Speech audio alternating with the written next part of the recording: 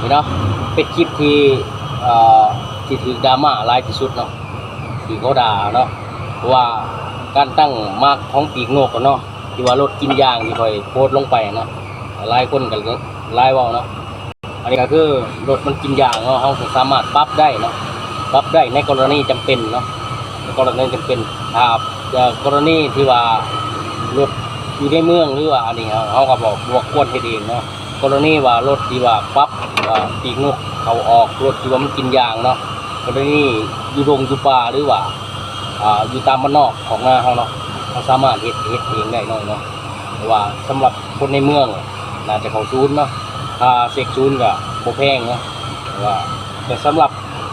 คนอยู่บ้านนอกเนาะหรือว่าคนอยู่ภูอยู่ดอยเนาะที่ว่ารถที่ว่าใช้งานนักหรือกินยางเนาะรถกินยางกับกรณีหนึ่งก็คือตัวนี้ดีเนาะตัวนี้ดีแล้วรถยังกินยางอยู่เขาก็มาปรับตัวนี้เนาะปรับตัวนี้มันก็จะหายเนาะกรณีที่ว่ารถกินยางมันมีหลายกรณีเนาะหนึ่งก็คือ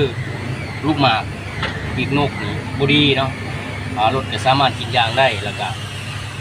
ปีกนกบุดบนเนาะแล้วก็ตัวนี้เนาะตั้งตรงล่อเอียงจะสิจะสามารถกินยางได้เนาะแต่ว่าสมมติว่าพวกนี้ดีเวิร์ดเนาะพวกนี้ดีลูกหมากดีเนาะแต่ว่ารถยังกินยางอยู่ห้างก็สามารถปรับตัวนี้ได้เนาะเพราะว่าปัญหานี่ก็รถอยู่ตามบ้านนอกบ้านหน้าเฮาเนาะมันจะเป็นมันขี่รถจะกินยางเนาะทางมันลุกลังนะความหมายแต่ถ้ารถในเมืองมันอยากเอาเข้าซูนอยากเอายางก็แล้วแต่เนาะเพราะว่าโฆษณาเราเป็นคนธรรมดามาเนาะเพราะเป็นการสอนเนาะเป็นการแนะนำแล้วก็เป็นการพูดคุยเนาะนี่เนาะการตั้งมาร์กของปีกนกรถกระบะเนาะส่วนมากเป็นรถกระบะของรีโวบอรถกระบะว่าจะเป็นรถกระบะเท่านี้มีบูธตัวนี้มันสามารถตั้งได้นอนรถกินยางแต่สำหรับคอยเฮ็ด